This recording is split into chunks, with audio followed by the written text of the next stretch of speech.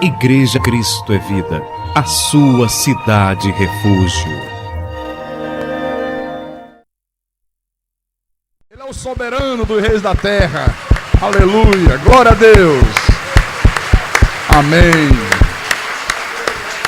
Amém. Bom dia, meus irmãos amados. Bom dia, Igreja Santa de Jesus Cristo. Amém? Amém. Saúde o teu irmão e diga: tu faz parte da família de Deus, meu irmão. Tu fazes parte. Vocês fazem parte da família de Deus, viu? Você faz parte da família de Deus, meu irmão.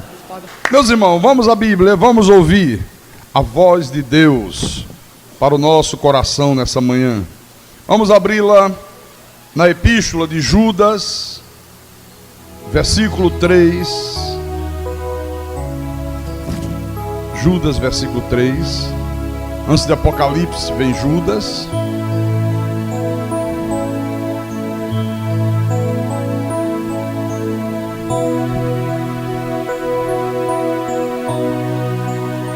Essa epístola, ela tem uma importância muito especial para a igreja.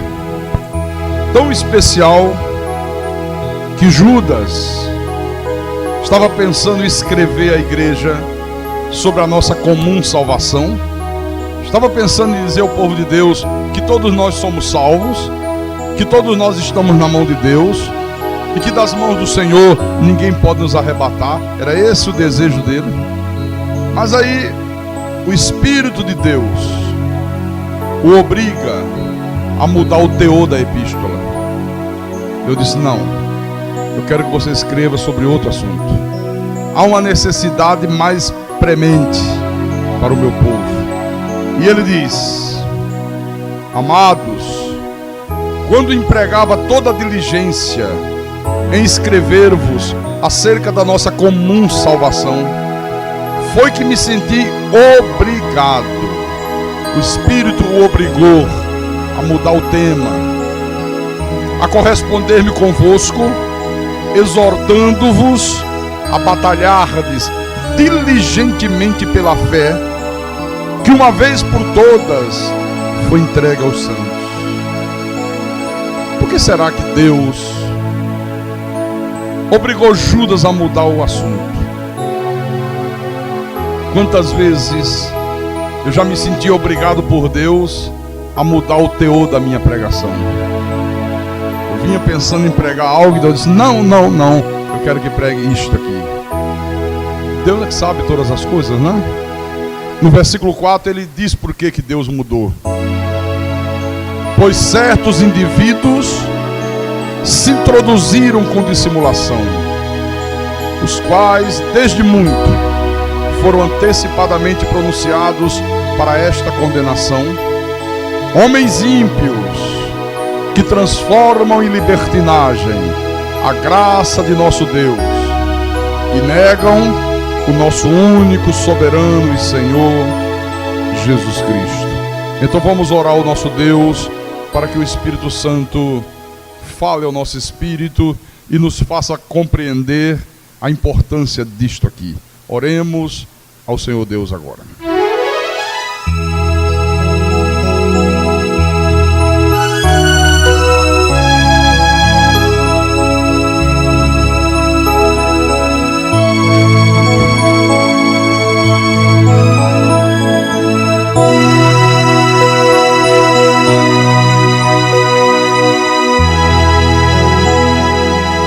Senhor Jesus Cristo, nosso Deus e nosso Pai, como é bom saber, meu Deus, que há uma fé que de uma vez por todas foi entregue aos santos. Há uma fé que só os eleitos de Deus a possuem. Só aqueles que foram predestinados para a salvação a têm. Porque a fé não é de todos, Paulo diz.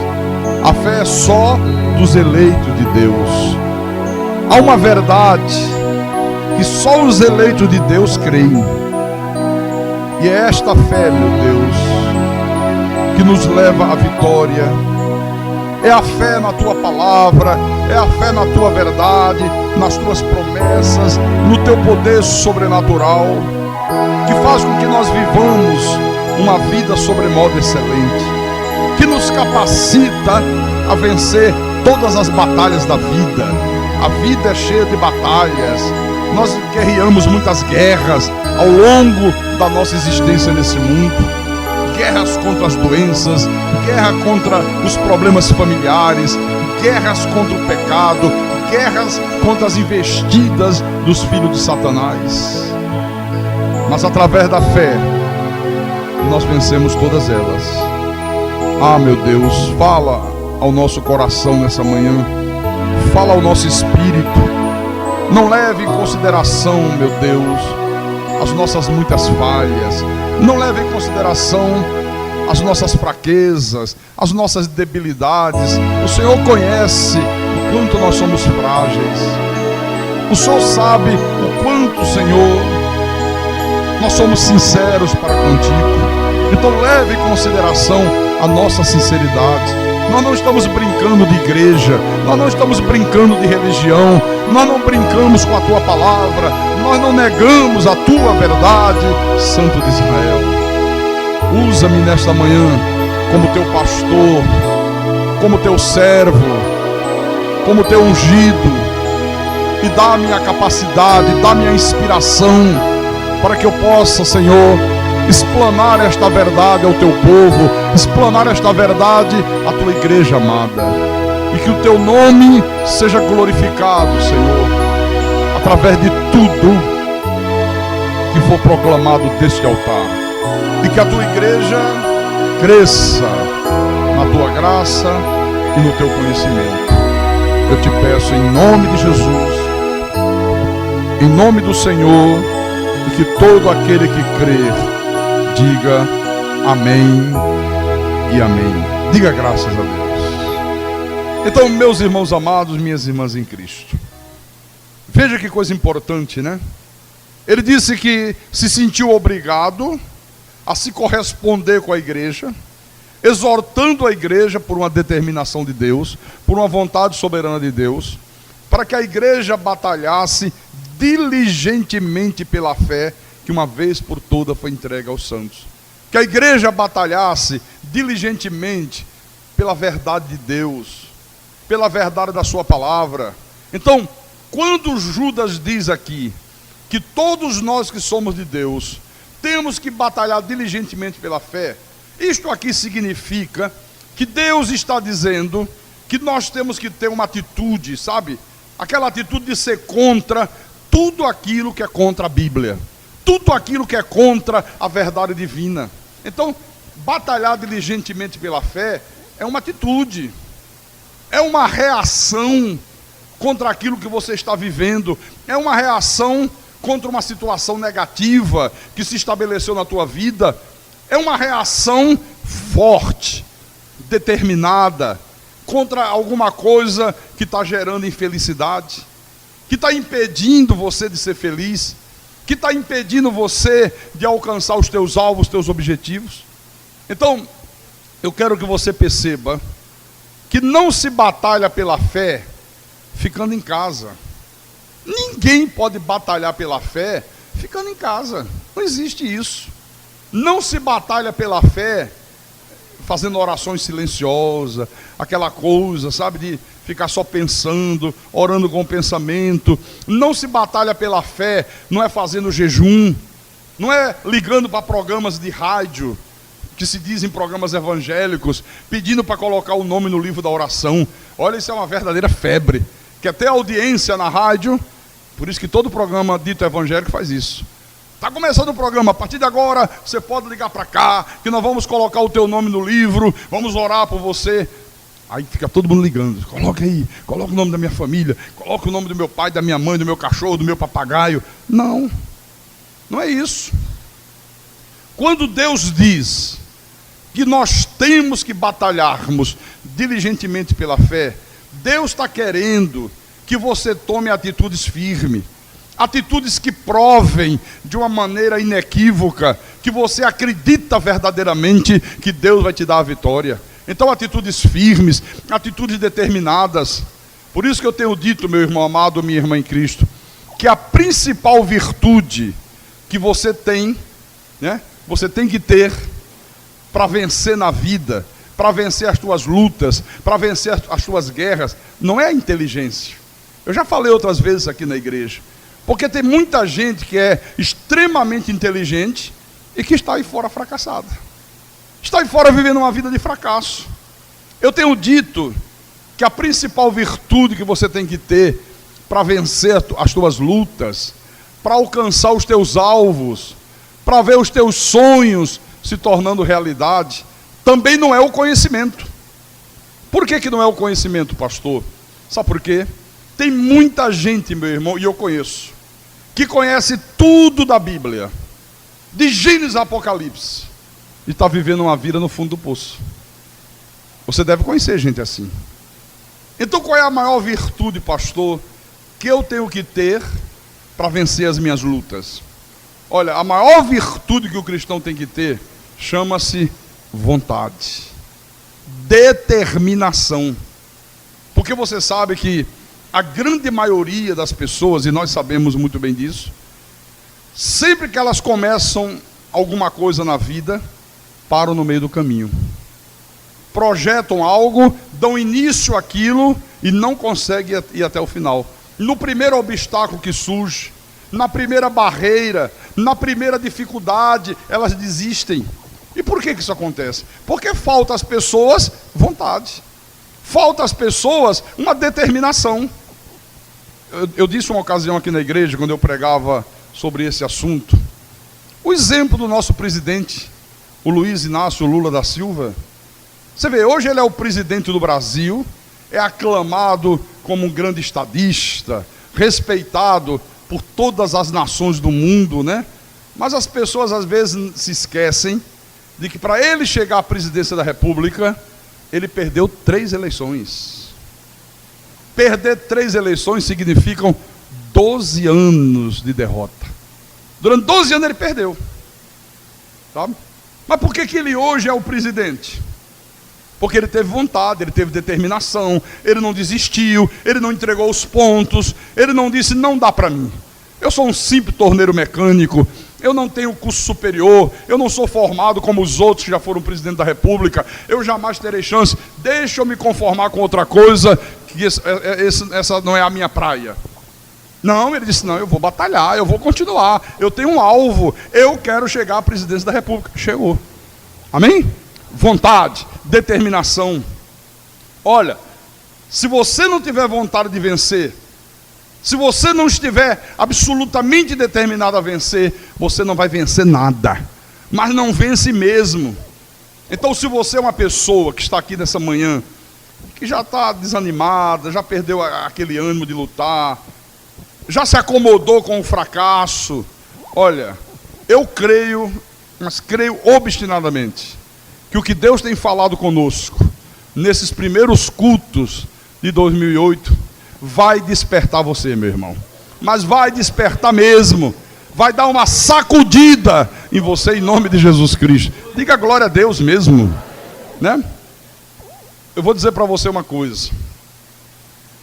O que me faz ser um pastor do Evangelho da Graça de Deus, o que me faz levar adiante esta verdade, né, que é tão combatida, que é tão rejeitada pelo sistema religioso que está aí vigente, é que eu tenho vontade, é que eu sou um homem determinado, meu irmão.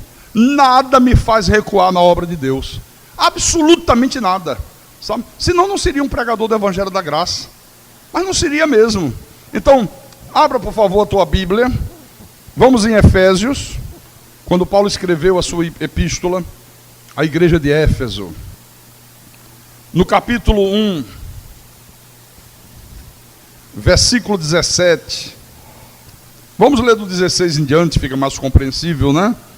Ele disse assim: não cesso de dar graças por vós, fazendo menção de vós nas minhas orações, para que o Deus de nosso Senhor Jesus Cristo, o Pai da glória, vos conceda espírito de sabedoria e de revelação no pleno conhecimento dele, iluminado os olhos do vosso coração, para saberdes qual é a esperança do seu chamamento, qual a riqueza da glória da sua herança nos santos, E qual a suprema grandeza do seu poder para com os que cremos, segundo a eficácia da força do seu poder. Quer dizer que há uma riqueza, há uma herança, há uma glória. Então você tem que ter vontade, meu irmão, de ter tudo isso aqui na tua vida. Você tem que desejar isso aqui na tua vida, para que isso venha acontecer. Se você não desejar, isso aqui não vai acontecer. Então você tem que crer que a suprema grandeza do poder de Deus opera em favor da tua vida, quando você crê, quando você acredita, quando você tem vontade, quando você é uma pessoa determinada. Você tem que acreditar nisso aqui. Então, olha, esquece o teu passado, esquece, meu irmão, os teus fracassos, esquece o teu ontem, por favor, comece a viver o hoje. Você sabe que um dos grandes problemas do povo de Deus é que o povo de Deus vive o passado, está sempre vivendo o passado. Não pode.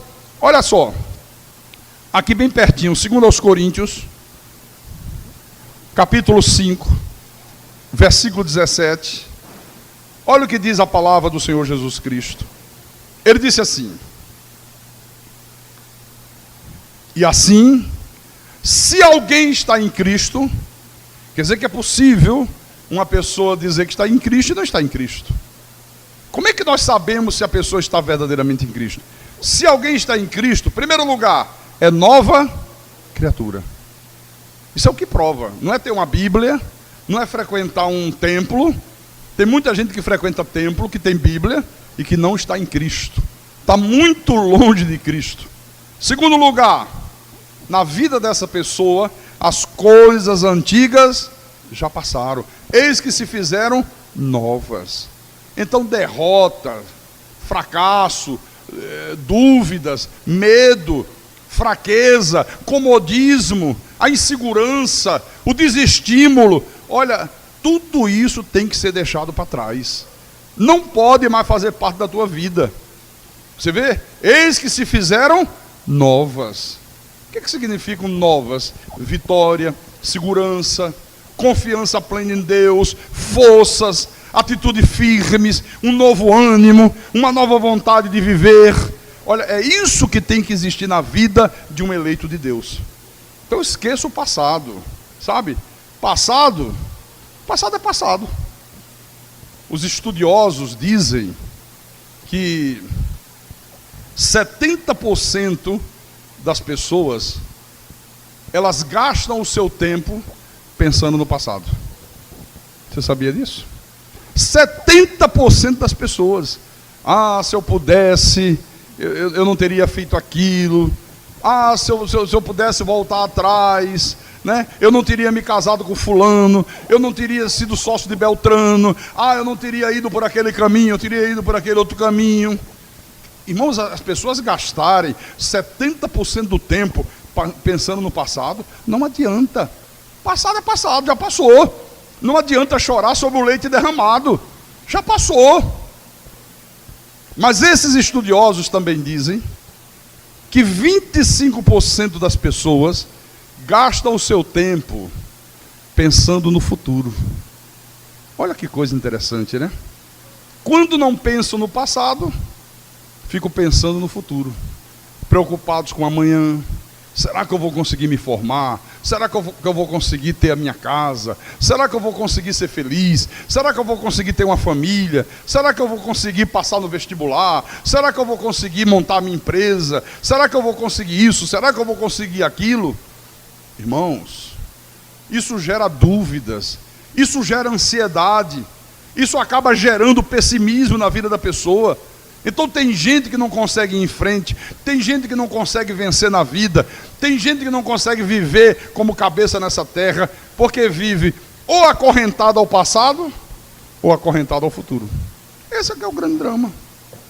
Pastor, e o que eu tenho que fazer finalmente?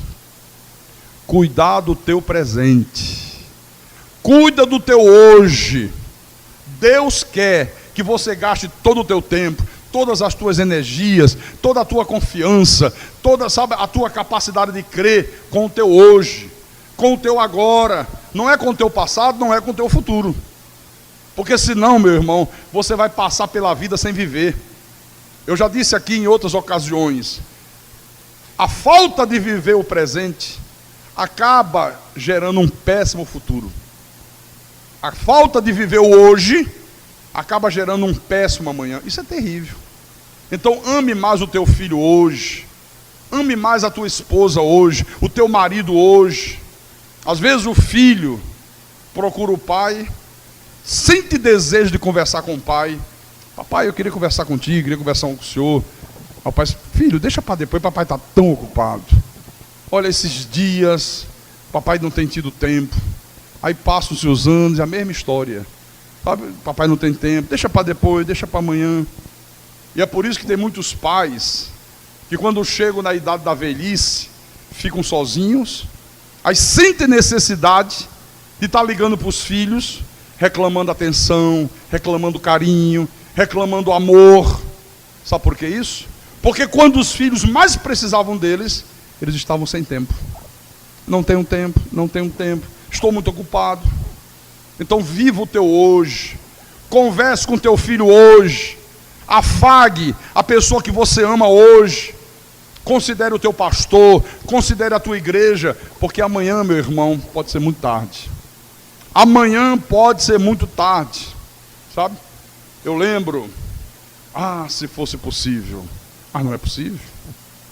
Eu voltar ao passado, como eu teria amado mais o meu pai, porque meu pai já faleceu, né? Como eu teria dedicado mais tempo a meu pai, mas nunca me ensinaram isso aqui, ó. Eu passei a minha vida só preocupado com o futuro, correndo igual um desesperado, só pensando no amanhã. O pai faleceu, agora não adianta mais. Então o que importa é o hoje.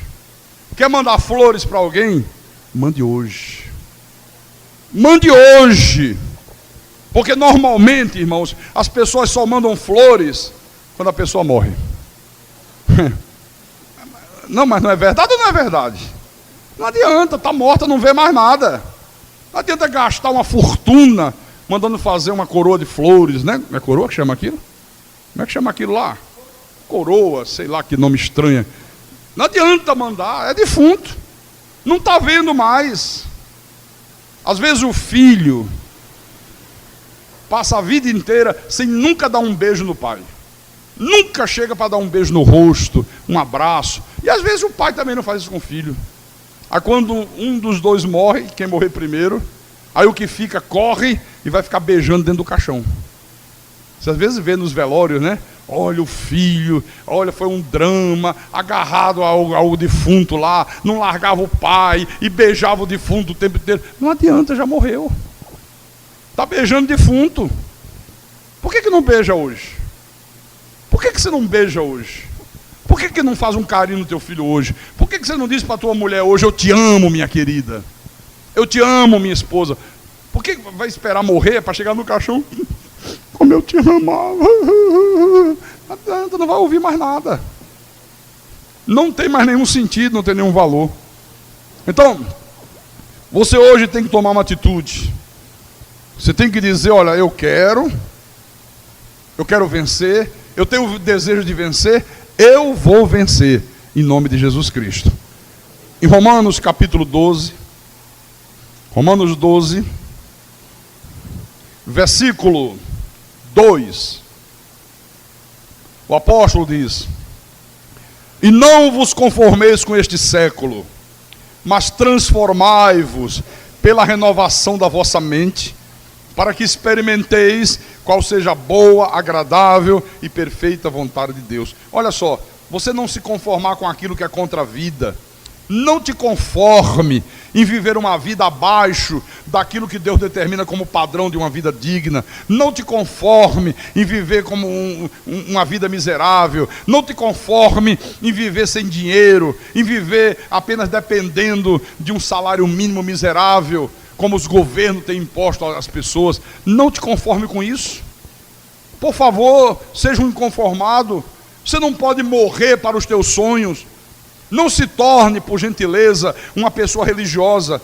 Porque o religioso, meu irmão, ele se conforma com tudo aquilo que é contrário à vida. Ele diz, não, eu estou assim na miséria, porque essa é a vontade de Deus para mim, é porque Deus quer que eu fique passando fome, é porque Deus quer que eu more debaixo de uma ponte, é porque Deus quer que eu more... Hoje eu desci Quando olhei ali para o portão, tinha um homem deitado bem aí na frente, no chão duro. Um homem moço. Aquele homem não tinha mais de 30 anos. Aí quando eu bati no portão assim, ele acordou, olhou para mim, se levantou, se ajeitou, de bermuda, camiseta, foi embora. Digo, gente, como é que pode isso? Que vida tem esse homem? Talvez um drogado? Eu não sei. E ele saiu. Então tem gente que se conforma com isso. Não é a vontade de Deus. Não é a vontade de Deus não, meu irmão. Essa é a vontade do diabo. A vontade de Deus é outra. Deus quer, Deus deseja, sabe, o bem para a tua vida. Então você tem que desejar ter o bem. Deus deseja o bem para o teu filho. Deus deseja o bem para a tua família. Deus deseja o bem para o teu casamento, para os teus negócios, irmão Zé Maria. Deus deseja o bem. Deus não deseja o mal para nenhum de nós. Diga graças a Deus. Ele quer o bem para a tua vida profissional. Ele quer o bem para o teu negócio, para o teu comércio, para a tua empresa. Então, mas você tem que ter vontade. Você tem que ter desejo de ver as coisas se realizarem assim hoje. Senão não vai se realizar nunca. Aqui, olha, em 2 de Pedro, segunda epístola de Pedro, capítulo 1, versículo 3, o Espírito Santo fala à igreja e diz: visto como, pelo seu divino poder, nos têm sido doadas todas as coisas que conduzem à vida e à piedade, pelo conhecimento completo daquele que nos chamou para a sua própria glória e virtude. Você vê, nós fomos chamados para a sua própria glória e virtude. Você não foi chamado para viver miseravelmente. Você não foi chamado para viver passando fome, para viver fracassado, para viver uma vida sem perspectiva. O problema, sabe qual é? É que como o diabo, ele sabe que ele não pode tirar a salvação do Filho de Deus, ele sabe que ele não pode jogar nenhum Filho de Deus no inferno. O que é que ele faz? Ele usa os seus ministros, ele usa os seus filhos para desencorajar, para desestimular, para colocar a pessoa para baixo, para fazer a pessoa não sentir vontade de vencer. Mas eu quero dizer para você nessa manhã, você só vai ter um futuro glorioso se você viver intensamente o teu hoje, meu irmão. Viver o teu hoje. Pastor, e o que é que eu tenho que fazer, pastor, para viver intensamente o meu hoje? Ter vontade, ter determinação. Senão você não vai vencer o teu hoje. Senão você não vai conseguir vencer, meu irmão. Então, quantas pessoas, a gente ouve histórias, né? Eu lembro da minha mãe, pleno Rio de Janeiro, com 6 filhos, uma época que papai abandonou a casa, negócio de bebida, e foi embora. E nos deixou sozinho. Eu era o mais velho, tinha 16 anos. Pense. E ela sozinha, com 6 filhos nas costas, sem emprego, sem nada. Mas minha mãe teve vontade, teve determinação. Ela disse: eu vou criar todos eles. Eu lembro que ela dizia: não vou para casa de ninguém. As irmãs chamavam: não, fica aqui. Não, eu moro num barraco, mas eu vou criar sozinha. Eu tenho ânimo. E criou. E criou, meu irmão, em pleno Rio de Janeiro, sabe? Sem ajuda de ninguém. Foi trabalhar, foi vender, ser entregadora de Yakult. Lembra aquele Yakult? Na época estava começando lá no Rio de Janeiro. Saía puxando aquele carrinho, entregando de casa em casa. Criou os 6 filhos. Então eu gosto muito, sabe? Quando as pessoas me procuram e testemunham para mim de que elas estão fazendo alguma coisa.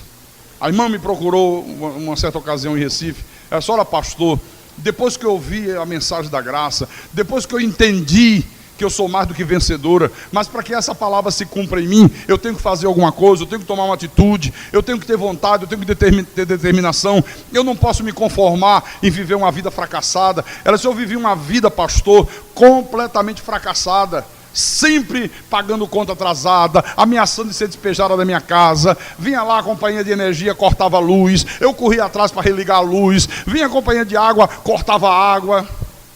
Até que eu tomei uma atitude. Eu digo, não, eu vou fazer alguma coisa. Aprendi a fazer bolo, aprendi a fazer salgado. Ela disse, eu era péssima na cozinha. Mas eu aprendi, eu digo, eu tenho que aprender, todo mundo aprende. Até um animal irracional aprende. Até um animal selvagem é domesticado e consegue fazer alguma coisa. E ela disse, eu aprendi, pastor, e hoje eu estou ganhando. Eu que vivia dependente de um salário mínimo, hoje eu ganho mais de R$1.000 por mês. E vou aumentar cada dia mais, pastor Carlos.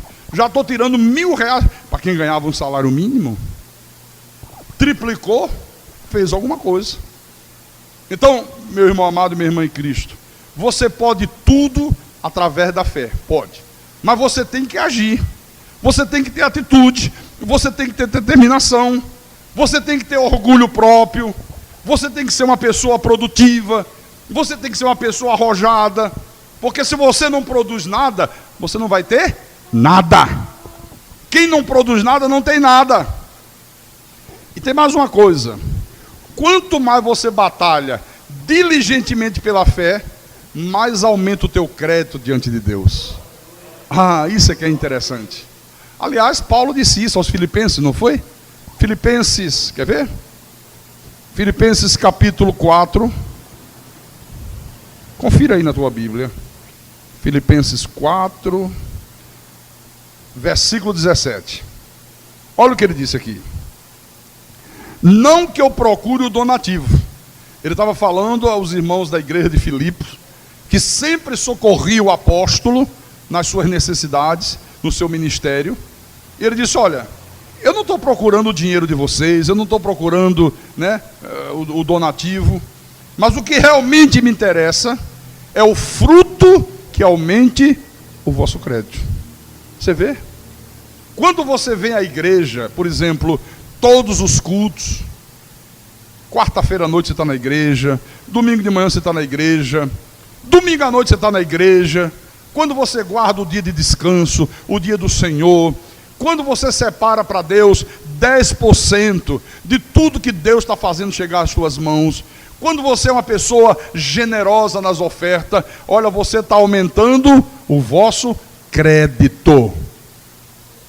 Você está dando para Deus, para que depois Deus te dê de volta. É isso que ele está dizendo aqui, ó. O que realmente me interessa é o fruto que aumente o vosso crédito. Porque você não pode pedir nada para Deus se você não tem crédito com Deus. Não pode, não tem crédito. Se você chegar num banco para pedir um empréstimo e você tem teu nome sujo, não tem conta no banco, nunca depositou um centavo, não tem um histórico naquele banco, o banco vai te emprestar? Sim ou não? Então, quanto mais eu tomo atitudes, quanto mais eu mostro determinação, quanto mais eu demonstro vontade, quanto mais eu tomo atitude de fé, mais aumenta o meu crédito com Deus. Na hora que eu precisar, meu irmão, Deus diz, esse garoto aí tem crédito comigo. Esse aí eu não posso deixar, não posso deixar de atender, ele tem crédito comigo. Então não te conforme, por favor, em viver uma vida diferente desse padrão que eu estou mostrando para você. Porque aqui em 2 de Pedro, diz uma coisa importantíssima, viu? 2 de Pedro, capítulo 2, versículo 19. Eu falei en passant na quarta-feira à noite. 2 de Pedro, capítulo 2, versículo 19. Pedro diz, prometendo-lhes liberdade, quando eles mesmos são escravos da corrupção. Pois aquele que é vencido, fica escravo do vencedor. Então, se você é vencido pela doença, se você é vencido pelo fracasso, se você é vencido pelo desânimo, se você se conforma em viver uma vida fracassada, olha, Pedro disse, você se tornou escravo do vencedor. Esse vencedor aqui pode ser o álcool, pode ser as drogas, pode ser a prostituição, pode ser um desejo impuro que está dentro da pessoa e ela se conforma com aquilo, ela não luta para se libertar daquilo. Esse vencedor pode ser o desemprego, a pessoa se conforma de ficar desempregada, se conforma de não ter dinheiro, se conforma, não toma atitudes, não corre atrás. Esse vencedor pode ser a preguiça. Tem gente que já foi vencido pela preguiça, se tornou escravo da preguiça. Então qualquer um aqui, preste atenção nisso, viu? Pode ser escravo do vencedor. Qualquer um de nós, eu estou me incluindo aqui. Só, meus irmãos, que Deus não nos chamou para ser escravo. Deus nos chamou para sermos o quê? Mais do que vencedor. Diga, eu sou mais do que vencedor. Fala para o teu irmão aí, tu és mais do que vencedor. Quem é mais do que vencedor não se conforma com o fracasso, não se conforma em viver uma vida medíocre, não se conforma. Ele dá um pulo da cadeira, sabe aquela pessoa que dá um soco na mesa e diz, eu não aceito isso, eu vou lutar contra essa situação adversa, não é isto que Deus quer para a minha vida, não é isso que Deus determinou para mim. A palavra de Deus diz que eu sou mais do que vencedor, eu não vou viver escravo de uma vida infrutuosa, de uma vida vazia, eu não vou viver escravo de viver a minha vida sem dinheiro, de viver a minha vida fracassada, de viver a minha vida nas mãos de um agiota, de viver a minha vida passando vergonha por meus vizinhos, passando vergonha diante da minha família. Irmãos, amado de Deus, há um Deus que nos deu uma herança, há um Deus que nos chamou para que nós vivamos nesse mundo como cabeça, para que nós possamos participar da sua glória e virtude. Então você tem que acreditar em Deus, mas você tem que acreditar em Deus acreditando em você mesmo também. Se você acredita em Deus, mas você não acredita em você mesmo, não acredite. A Bíblia diz que você é um vencedor. A Bíblia diz que você é um predestinado. A maioria do povo de Deus, meu irmão, vive aí fora fracassado, vive aí fora derrotado, porque não acredita nisto. Não acredita que a Bíblia diz que eles são vencedores. Não acredita que o maligno não pode mais tocar, acha que o diabo pode tocar, acha que o diabo pode destruir a casa, pode destruir o casamento, pode levar um filho para as drogas. Não pode. Acredite no que Deus diz que você é, mais do que vencedor. Pode aparecer o problema que for, pode se levantar o inimigo se levantar, diga, não aceito ser vencido por essa situação, porque eu sou mais do que vencedor. Eu vou lutar contra isto, eu não vou me acomodar. Você quer ver uma coisa? Um exemplo simples. Você pega uma gripe. Uma gripe. Se você, um exemplo, está de férias, não está trabalhando. Olha, quando a gripe chega, e gripe é muito ruim, né? O corpo só quer o quê? Vitamina C e cama. Aí você bufa na cama. Aí fica lá, eu era assim. Aí vem a mulher, quer um chazinho? Quero. Faz um chá. Fica 5, 6 dias na cama. Se você estiver trabalhando, não pode faltar o emprego. Aí você diz, caramba, tá, mas eu tenho que trabalhar. Com 2 dias a gripe foi embora. No segundo dia, e aí? Não, graças a Deus já passou, tudo bem. Sabe como é que os incrédulos fazem lá fora? Vem a gripe, ele diz, não, eu tomo uma cachaça com limão aqui, ela sai hoje. E toma cachaça com limão e fica firme. Não é verdade? Não, é incrível, rapaz. É incrível. Sabe? Então a gente tem que ser decidido. A gente tem que ser determinado. Amém? Eu quero mais uma vez trazer à igreja um exemplo que eu falei sobre ele na quarta-feira à noite. Vamos ao livro de Neemias, capítulo 1. Neemias, capítulo 1, versículo 2 em diante. Ele diz assim: veio Anani, um de meus irmãos, com alguns de Judá. Então lhes perguntei pelos judeus que escaparam e que não foram levados para o exílio, e perguntei acerca de Jerusalém. E eles me disseram: os restantes que não foram levados para o exílio e se acham lá na província, estão em grande miséria e desprezo. Os muros de Jerusalém estão derribados e as suas portas estão queimadas. O que me deixa profundamente emocionado é que este homem aqui, ele era apenas um copeiro do rei, um garçom. Só que ele servia única e exclusivamente ao rei. E de repente, ele ouviu o que estava acontecendo com o povo dele. Ele ouviu o que estava acontecendo com a cidade de Jerusalém, a sua cidade. Então, eu pergunto: quem é hoje que você conhece nesse mundo, que quer tomar partido de quem está na miséria, de quem está com os muros derribados, de quem está com as suas portas queimadas? Quem quer tomar partido de alguém assim? Ninguém quer. Quando tudo está correndo bem, quando você tem dinheiro, quando você está por cima, quando você está, vivendo uma vida de abundância, olha, todo mundo quer ficar do teu lado. Todo mundo quer falar com você, todo mundo quer dar um tapinha nas suas costas, todo mundo quer dizer que é teu amigo. Mas quando as coisas ficam difíceis, quando vem as crises, quando vem os problemas, irmãos, não aparece um nem para te dar bom dia. O cara te vê de longe, sabe que você está na pior, muda de calçada. Ah, não, vou mudar, de repente pedir dinheiro emprestado. De repente vai me pedir alguma coisa. Olha só, Neemias viu a situação, miséria, fracasso, portas queimadas. Ele disse: gente, eu sou judeu, a minha cidade está destruída, os meus irmãos estão lá na miséria, não reagem, mas eu tenho que reagir. Eu não posso me conformar com isso. Olha, você tem que reagir também, meu querido.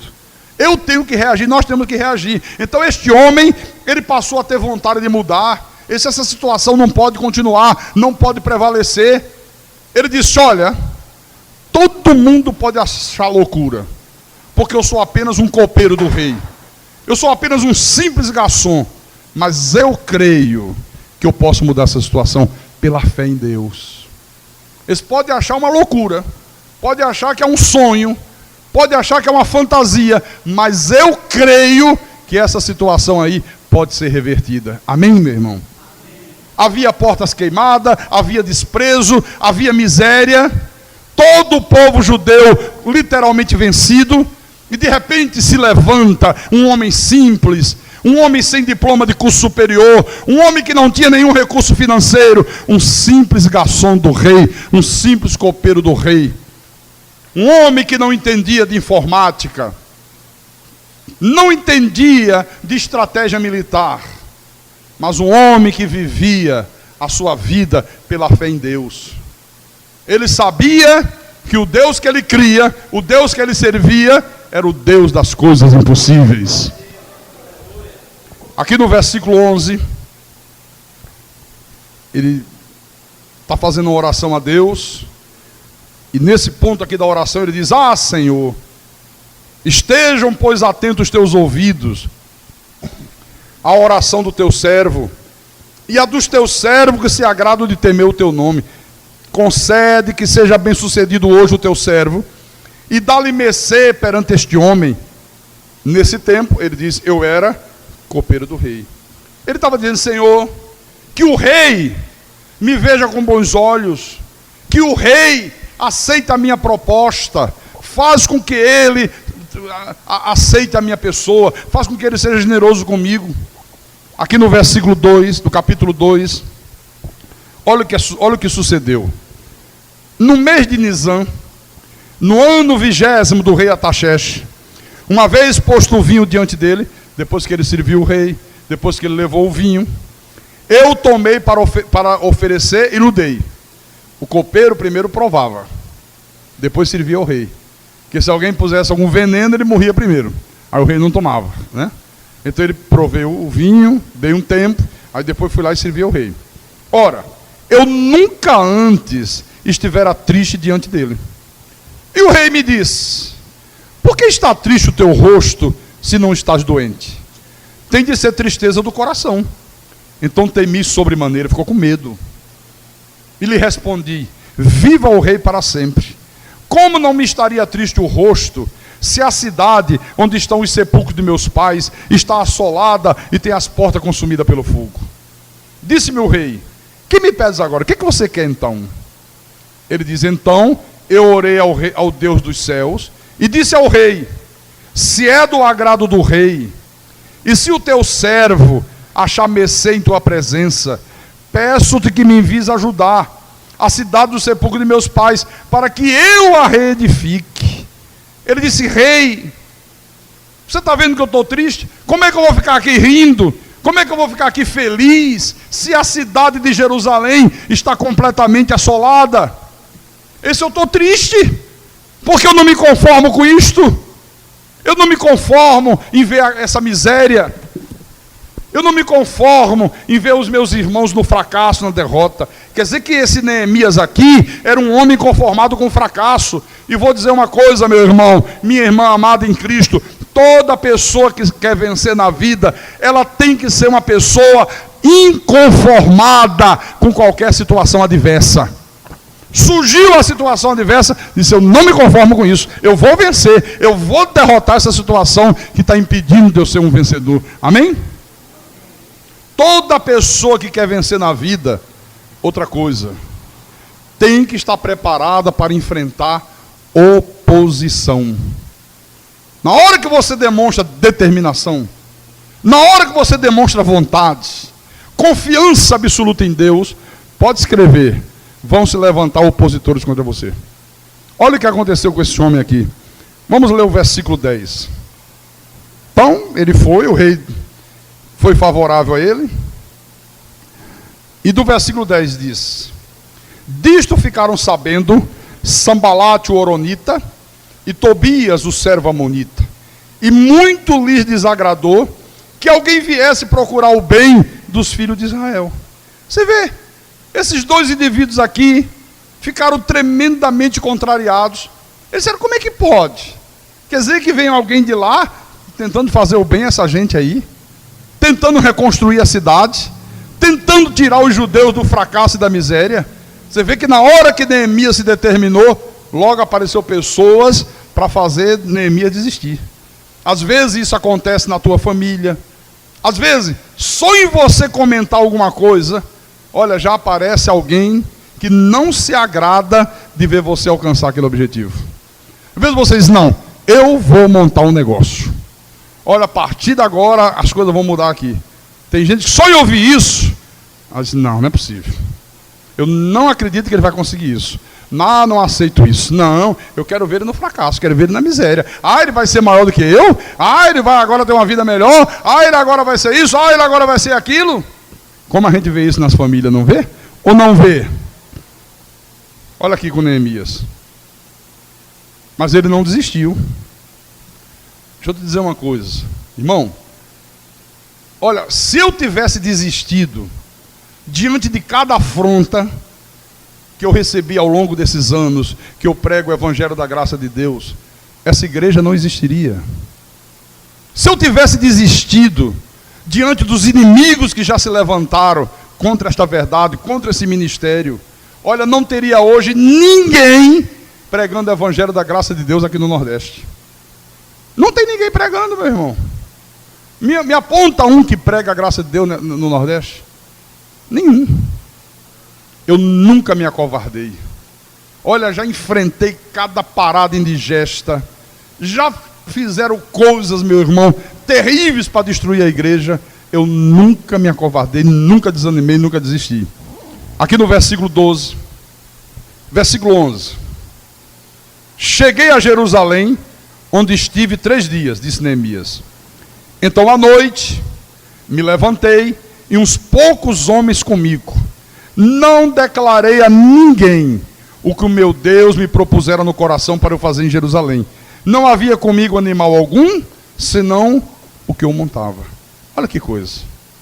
Ele tinha apenas uns poucos homens com ele, mas ele tinha certeza de que Deus era com ele. Ele disse: eu não preciso ter milhares e milhares e milhares de pessoas comigo. Eu tenho poucos homens aqui. Como é que você sabe que você vai conseguir? Porque eu creio que Deus é comigo. Eu creio que Deus é comigo, né? Aqui no versículo 17. Então lhes disse: estás vendo a miséria em que estamos? Jerusalém assolada e as suas portas queimadas. Vinde, pois, reedifiquemos os muros de Jerusalém e deixemos de ser opróbio.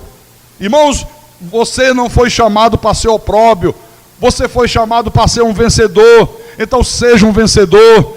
Em qualquer área da tua vida, você tem que ser um vencedor. Seja vencedor na tua profissão, seja vencedor nos teus estudos, seja vencedor no teu casamento, seja vencedor na educação dos teus filhos, seja vencedor em tudo, em nome de Jesus Cristo.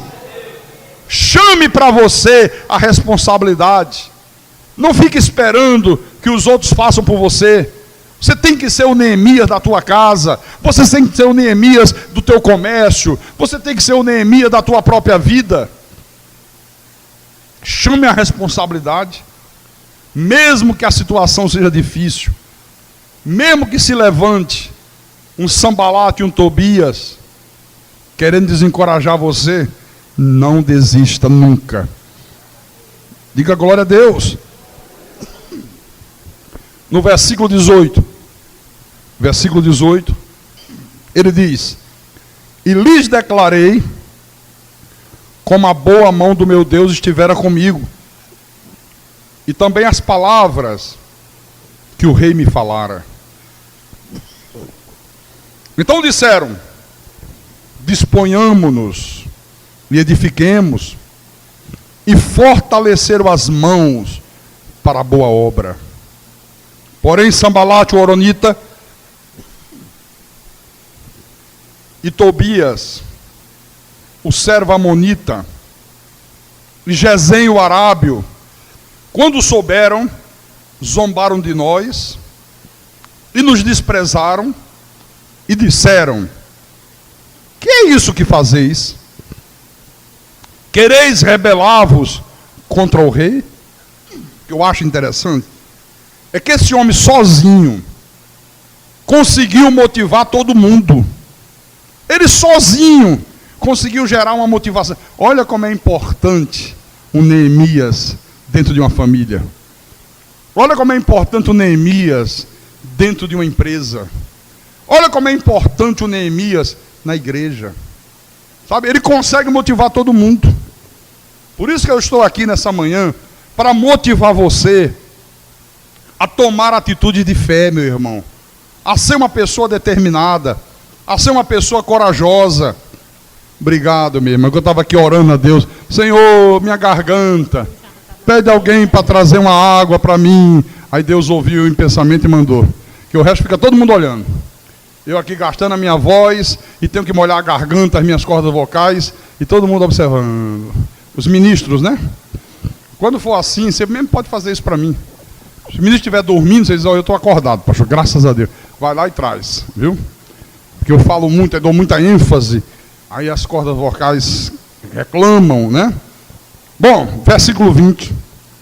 Então lhe respondi: o Deus dos céus é que nos dará bom êxito.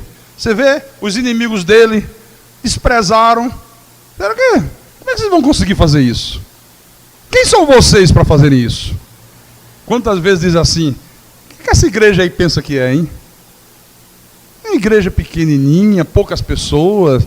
Que abuso é essa aí? Por que eles têm essa coragem de enfrentar todo o sistema religioso? Porque nós sabemos em quem nós temos crido. Nós cremos que Deus é conosco, meu irmão. Nós cremos na verdade sagrada. Amém? O Deus dos céus é que nos dará bom êxito. Nós, seus servos, nos disporemos e reedificaremos. Vós, todavia, não tendes parte, nem direito, nem memorial em Jerusalém. Olha, se você se dispuser a fazer alguma coisa, se você se dispuser a estudar, se você se dispuser a aprender a cozinhar, aprender a costurar, aprender a bordar, se você se dispuser a iniciar um negócio, seja ele qual for, vender pastel na praia, vender cachorro quente lá no teu bairro, o Deus dos céus te dará bom êxito, meu irmão. Deus vai te dar bom êxito. Deus vai te dar prosperidade. Agora, se você não se dispuser, se você se conformar, fica lá, tá tão difícil a vida, eu tenho orado tanto a Deus. Sim, e o que mais? O que adianta só orar? Você lembra Moisés diante do Mar Vermelho? Quando viu a situação preta, o Mar Vermelho na frente, disse: gente, agora 2 milhões de pessoas com ele. Como é que vai atravessar esse marzão aí? Não tem como. Olhou para trás, e o exército de Faraó. Vamos voltar para o Egito. Vamos voltar à escravidão. Não, deixa eu orar a Deus. Perfeito. Temos que orar a Deus. Tem que orar, claro, evidente. Foi orar. Mas quando ele estava orando, sabe o que Deus falou? Moisés, por que clamas a mim? Diz ao povo que marche, rapaz. E tu, estende o teu cajado e divide as águas do mar. Usa a tua fé, homem. Irmão, tem horas que não é para orar, é para agir. É para tomar atitudes. Fica só orando. Tem hora que não é para orar, não. É para tomar atitude. Por que você está aí orando? Toma atitude, rapaz. Faz alguma coisa. Que eu sou contigo. Vamos. Seja determinado, não fica só orando. Quando uma pessoa toma atitude de fé, quando a pessoa tem uma determinação, quando ela demonstra confiança absoluta em Deus, quando ela demonstra vontade, irmãos, Deus começa a abrir todas as portas para ela. Deus dará àquela pessoa bom êxito. É o que está aqui na palavra. E eu quero terminar aqui no livro do profeta Isaías, capítulo 45, versículo 2 e 3. Essa é a promessa de Deus para esta igreja, para o seu povo, para esse ano de 2008. Deus falou isso quarta-feira à noite, Deus está falando isso esta manhã.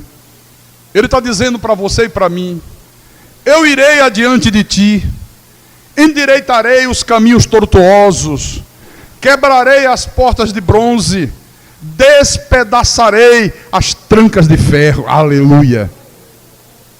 Deus disse: olha, fica tranquilo, porque eu vou diante. A dificuldade que surgir, eu tiro. O problema que houver, eu resolvo. O inimigo que se levantar, eu destruo. Então, o que é que você está temendo? Eu irei adiante de ti. Mas Deus disse mais no versículo 3. Ele disse: dar-te-ei os tesouros escondidos e as riquezas encobertas, para que saibas que eu sou o Senhor, o Deus de Israel, que te chama pelo teu nome. Aleluia. Deus diz: Espírito Santo.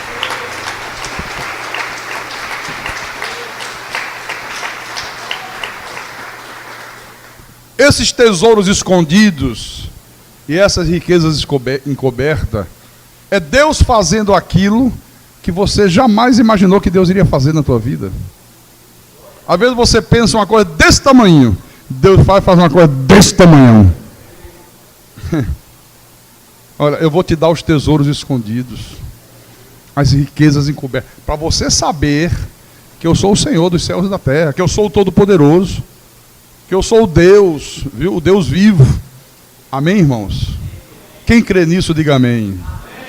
Quem crê de verdade nessa palavra, fica de pé agora e diga: Senhor, eu creio em nome de Jesus Cristo. Diga: eu creio em nome de Jesus Cristo. Diga: eu sou mais do que vencedor. Diga: eu vou ser uma pessoa determinada. Eu não vou aceitar comodismo na minha vida. Eu não vou aceitar fracasso. Eu não vou aceitar miséria. Eu não vou aceitar fome. Eu não vou aceitar viver igual um miserável nesse mundo, porque a tua palavra diz que eu sou mais do que vencedor. A tua palavra diz que o Senhor vai diante de mim, que o Senhor derrota os meus inimigos, que o Senhor guerreia as minhas guerras. A tua palavra diz que o Senhor vai me dar os tesouros escondidos e as riquezas encobertas, e eu creio nesta palavra em nome de Jesus Cristo. Amém. Diga: eu creio em nome de Jesus. Aleluia. E quem tem ouvidos para ouvir, que ouça o que o Espírito falou à igreja nesta manhã, em nome de Jesus.